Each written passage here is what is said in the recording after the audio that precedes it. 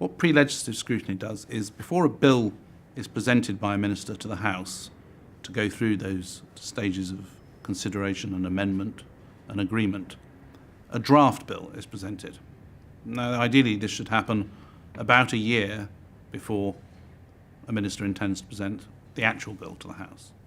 That draft bill is in the form of legislation, but it'll have a lot of explanatory material with it.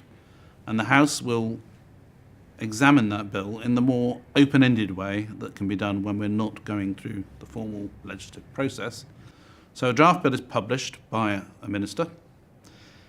It can then go down a number of routes.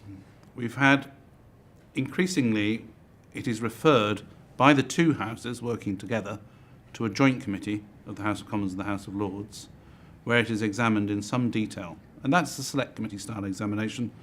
The committee takes evidence. It considers from all the different stakeholders, of course from the minister, but from what you add to the legislative process is being able to hear from not just the official side of the story, but all the people who are affected by the bill. It might be professional trade unions, professional associations, individual members of the public.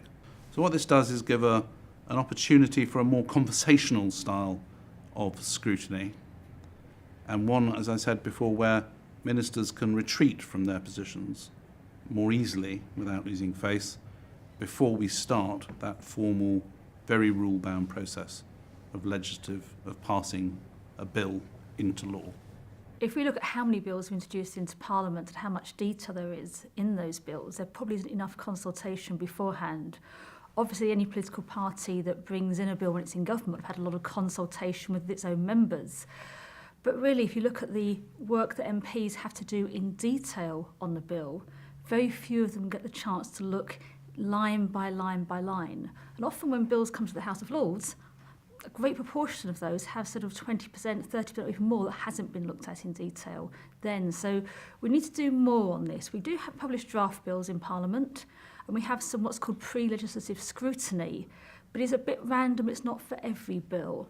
And actually, most bills would benefit from a lot more scrutiny before they're introduced formally, because it does help to get the bill right and can help save time in committee and on the detail later on. So we could do more of that.